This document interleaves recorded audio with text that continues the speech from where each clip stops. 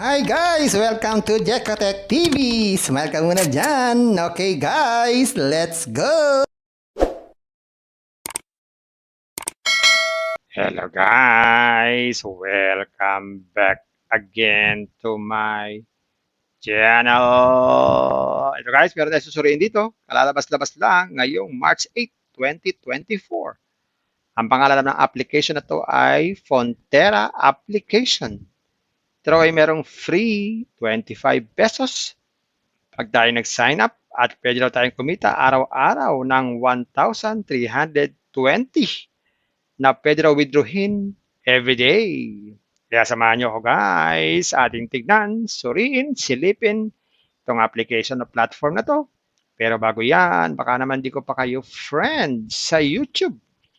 Please click the subscribe button and also the bell button para naman ma-notify ko kayo kung meron akong bagong video. And also share and like sa mga mahilig kumita ng free online at sa mga nandyan na gusto lamang magsuri, pwede rin po mag-register, magsuri. Maganda nga po yan. Marami nagsusuri.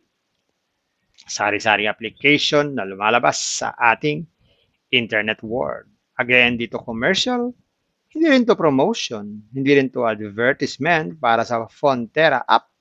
Sadya lamang sinusuri natin ang sari-saring application na lumalabas minuminuto sa ating internet world.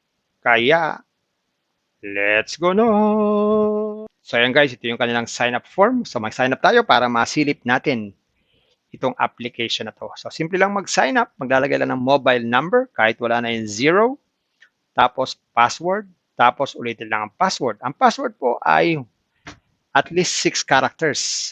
6 or more than 6 characters. Okay, gawin na natin. Yan, ganyan lang kasimple. Click natin itong create account. Yan. So automatic, nagkaroon tayo ng 25 pesos na libre. Ayan. So maliban dyan sa 25 pesos, wala na pong ibang binibigay na libre. So kailangan na dito mag-invest para po tayo kumita. So check natin dito yung mga inaanok nilang investment.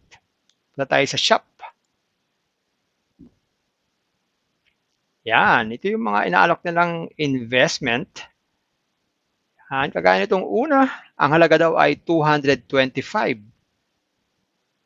So, ibig sabihin, meron tayong libreng 25, hindi naman pwedeng withdrawin yun dahil ang minimum withdrawal dito ay 100 pesos. So, ibig sabihin, pag nag-recharge tayo ng 200, pwede natin magamit yung 25 pesos para tayo makapag-invest. So, sa 225, 80 days po yan. Every day, kikita tayo ng 29 pesos. Ang susunod naman dito ay 575 ang investment. Ganun din, 80 days din po ang cycle. So, ibig sabihin, every day, meron tayong 84 pesos na lumalabas. Every 2 days, pwede tayong mag-withdraw. Ang susunod naman dito ay medyo malaki na, 1,225 na investment. Ganun pa rin. 80 days din ang cycle. So, within 80 days, meron tayong 195. Araw-araw yan. So, sure na sure ang withdrawal. Susunod naman ay 3,025. 80 days din. 525 naman po ang daily income niyan. Susunod naman ay itong 7,025 na puhunan. Bali 7,000 lang yan dahil meron tayong libreng 25 pesos. 80 days din, kikita ng 1,320. So ito yung sasabi kong kikita ng 1,320. Everyday pwedeng withdrawin. Pero bago tayo makapag-invest dyan, kailangan natin mag-recharge. So click natin itong buy. Yan. Click natin itong buy now. Sabi yan, your balance is not sufficient. So, kailangan palang mag-recharge muna. So, click natin itong profile. Click natin itong recharge. And so, ang minimum na pwedeng i-recharge ay 200 pesos. So, lagay tayo ng recharge, 7,000. Yan. Through GCash. Yan. Click natin itong recharge. So, scan natin itong QR code. Tapos, mag-transfer tayo ng fund sa kanila. Pag naka-transfer tayo ng fund, pwede na tayong mag-invest. So, after po natin mag-recharge, mag-transfer ng fund, lagyan po natin ng screenshot. I-screenshot natin yung katunayan. Tayo po ay nag-recharge. So, tapos, ilagay po natin dito yung file name. Ganito lang. Yan, ilagay dito ang file name ng ni-recharge natin. Screenshot. Tapos, click lang po confirm recharge. So, aantay natin mapunta sa ating account yun. Pag napunta na, pwede na tayong mag-invest. Check naman natin ang withdrawal. So sa withdrawal, ang minimum ay 100 pesos. Pero pwedeng lumagpas ng 100, basta ang minimum ay 100 pesos, pero may bawas na 5% o kailangan natin magbayad ng 5%. Yan. Pero bago mag-withdraw, kailangan nakabind na po yung ating bank account. Click lang itong edit. Yan, maglagay tayo ng ating holder's name or GCash name natin, yung ginamit natin pangalan, tapos yung ating GCash number, tapos submit. Ganito lang. Yan, ganyan lang kasimple. Tapos click lang po itong submit. Yan. So meron na tayong GCash. Pwede na tayong mag-withdraw anytime. Basta meron na tayong 100 pesos.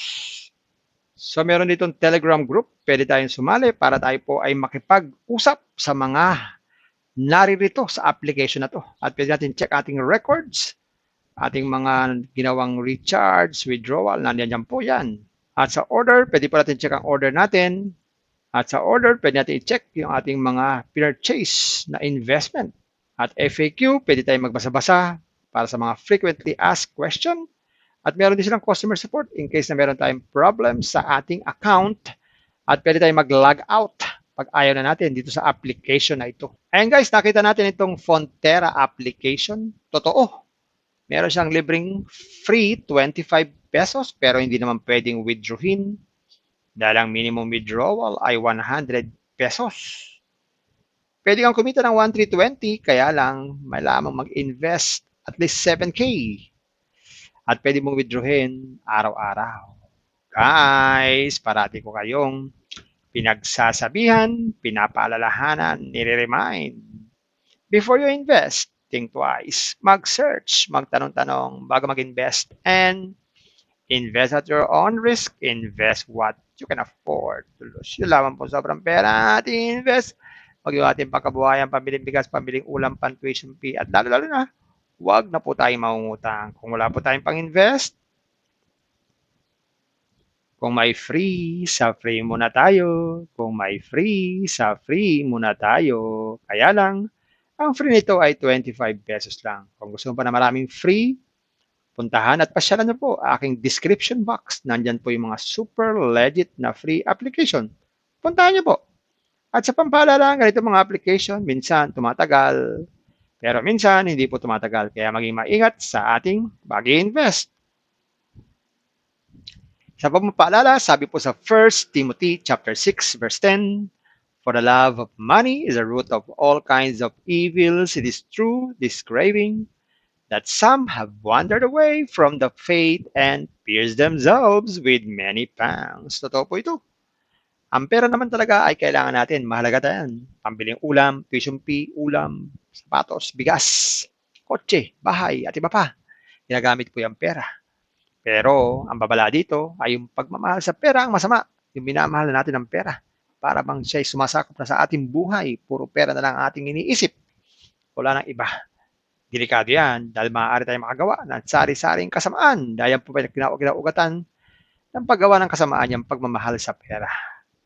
Kaya nga yung iba nating kasama ay wala na sa pananampalataya. Naligaw na sila dahil sa kanilang pag-ibig sa pera. Kaya maging maingat.